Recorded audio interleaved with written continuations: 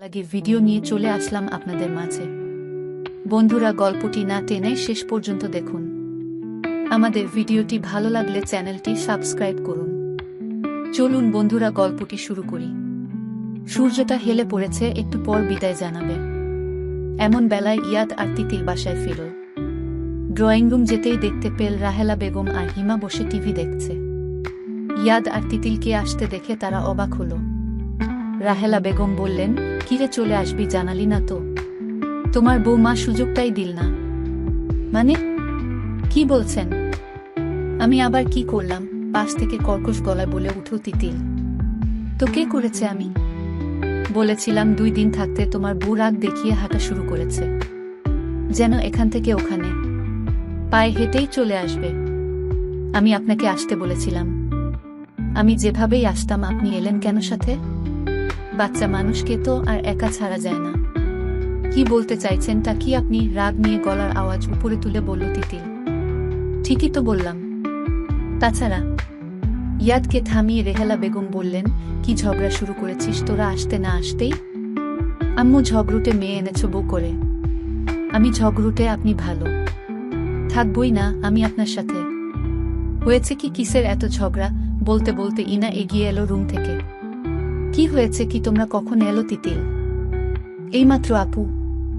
ইনা ইয়াদের দিকে তাকিয়ে দেখল ছেলেটা তিতিলের দিকে তাকিয়ে মুচকি হাসছে। কিছু একটা আন্দাজ করে ইনা বলল, যাক, আমার প্ল্যান তাহলে কাজে দিয়েছে ভাই। ইনার কথা কেউ বুঝল না। সবার কপালে কৌতূহলের ভাঁজ। কিসের প্ল্যান আপু? বলল ইয়াদ। তোদের মাঝে ভুল বুঝাবুঝি শেষ করার প্ল্যান। বুঝলাম না, কি বলতে চাইছো আপু? আমি যদি নিয়ামকে না বলতাম তিতিলকে বিয়ে করার কথা, তাহলে তো তোরা হাত গুটিয়ে বসেই থাকতি। ছোটখাটো একটা পরীক্ষা তো হয়েই গেল।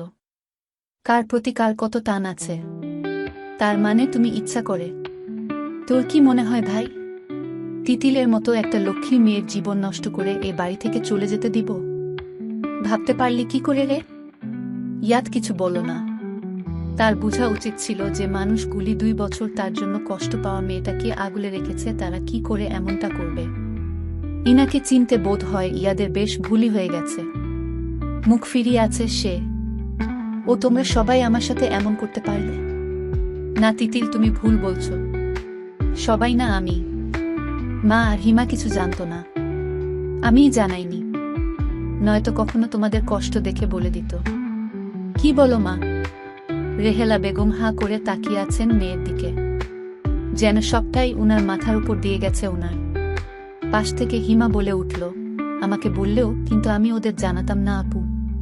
হয়েছে, এত পাকতে হবে না তোমায়। আমি থাকবই না এ বাড়ি। নিয়ামকে বলো সত্যি সত্যি আমায় বিয়ে করে নিতে। বলে রাগ দেখিয়ে তিতিল হনহন করে নিজের রুমের দিকে ছুটল। তিতিল নিয়ামের নাম্বারে কল দিল। সে ঠিক করেছে নিয়ামকে নিজেই বিয়ের কথা বলবে। কল দিয়ে হ্যালো বলতেই কোথা থেকে ইয়াদ এসে ফোন টেনে নিয়ে গেল। হাতের চাপ লেগে ফোনটা অফ হয়ে গিয়েছে তার। ভাগ্যিস লোকটা জানে না তার লকটা। তিতিল মুখ ফিরিয়ে নিল। ইয়াদ আয়েশ করে বিছানায় গা হেলিয়ে দিয়ে বলল, নিয়ামকে কল দিচ্ছিলে বুঝি? তাতে আপনার কি? যে সুযোগ নেয় তাকে কিছু বলার প্রয়োজন নেই আমার। বিয়ে করবে নিয়ামকে? হ্যাঁ করব, 100 বার করব। কি করে করবে? 2টা মানুষ যেমন করে বিয়ে করে তেমন করে। ও আই সি। আমার ফোন আমাকে দিন। আচ্ছা, আমার সাথে ডিভোর্স না হওয়া সত্ত্বেও তুমি বিয়ে করবে কি করে অন্যজনকে? এবার তিতিল চুপ হয়ে যায়। ইয়াদ আবার বলল, এসব ভুলভাল চিন্তা বাদে রাত হয়েছে, ঘুমাতে আসো। ডিভোর্স হয়নি তো কি হয়েছে, দিবেন ডিভোর্স। আর একসাথে থাকার কোনো মানেই দেখি না। তিতিল বিড়ালের মতো মিও মিও না করে শুতে আসো। কি বললেন আপনি আমায়? তুমি কি আমার কথা শুনবে নাকি তোমাকে জোর করে আমাকে এনে শোয়াতে হবে? তিতিল রাগ দেখিয়ে সোফার দিকে এগিয়ে যেতে দেখে ইয়াদ উঠে একটা নেই তিতিলকে নিয়ে বিছানায় শুয়ে পড়ল। তিতিলের উপর সম্পূর্ণ ভর ঢেলে দিয়ে কপাল থেকে চুল সরিয়ে দিল।